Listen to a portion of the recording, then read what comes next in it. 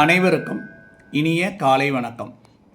ஆதிசங்கரர் திருச்செந்தூருக்கு விஜயம் செய்து செந்தில் ஆண்டவனை தரிசனம் செய்தார். ஆறுமுகக் கடவுள் மீது சுப்பிரமணிய புஜங்கம் என்ற தலைப்பில் 33 ஸ்லோகங்களை இயற்றினார்.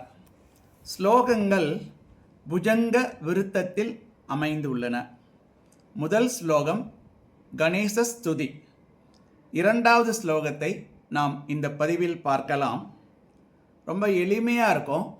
சான்ஸ்கிரிட் தான், ஆனால் நமக்கு சுலபமாக புரிகிற மாதிரி இருக்கும். ஏன்னா ஒரு தொடர் வார்த்தைகள் திரும்ப திரும்ப வந்துக்கிட்டே இருக்கும்.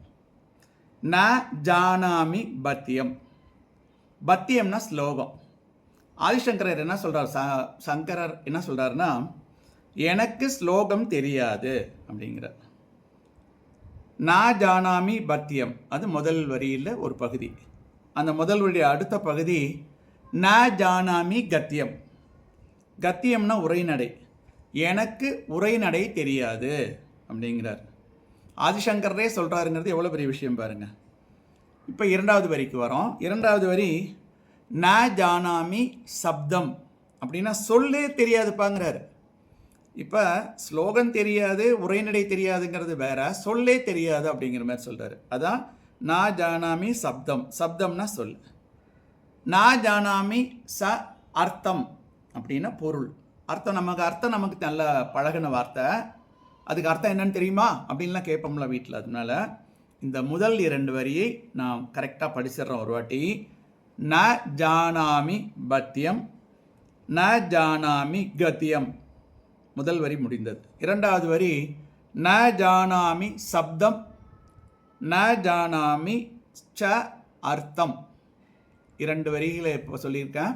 இதனுடைய பொருள் எனக்கு ஸ்லோகம் தெரியாது, எனக்கு உரைநடை தெரியாது, எனக்கு சொல் தெரியாது, எனக்கு அதன் பொருள் தெரியாது அப்படின்னு ஆதிசங்கரர் தன்னடக்கத்துடன் சொல்லிக் கொள்கிறார். ஸ்லோகத்தின் 3வது வரி சித் ஏக சடாஷ்யஹிருதி தியோததே மே முகன்னிச்சரந்தே கிரச்சாபி சித்திரம். 3வது வரியும் 4வது வரியும் முதல் 2 வரிகள் மாதிரி சுலபமாக இல்லை. ஆனால் நல்லா புரிஞ்சுக்கலாம், கஷ்டம் கிடையாது. சித் ஏக சடாஷ்யஹிருதின்னு இருக்குது. இதில் நிறைய வார்த்தைகள் நமக்கு பழகின வார்த்தைகள் தான். ஹிருதி அப்படின்னா மனதில், இருதயத்தில் மனதில் அப்படின்னு அர்த்தம் ஹிருதி. சித்து சத் சித்தானந்தம் தான் சச்சிதானந்தம். அதனால் சித்துனா ஞான ஒளி, அறிவு அப்படிலாம் வச்சுக்கலாம். ஏக அப்படின்னா ஒன்றுன்னு அர்த்தம். நம்ம ஏகாதசி விரதம் இருக்கோம். ஏகம் ப்ளஸ் தசம், 1 + 10 11வது நாள் அப்படின்னு அர்த்தம். அதனால் சித் ஏக சடாஷ்ய ஹிருதி. இதில் சடாஷ்யனா 6 முகங்களை உடைய. அப்போ 3வது வரி என்னன்னா சித் ஏக சடாஷ்ய ஹிருதி தியோதோமே முகன்னிச்சரந்தே கிரச்சாபி சித்திரம். முகம்னு சொல்கிறோம், நம்ம முகத்தை சொல்கிறோம்ல முகம்னு.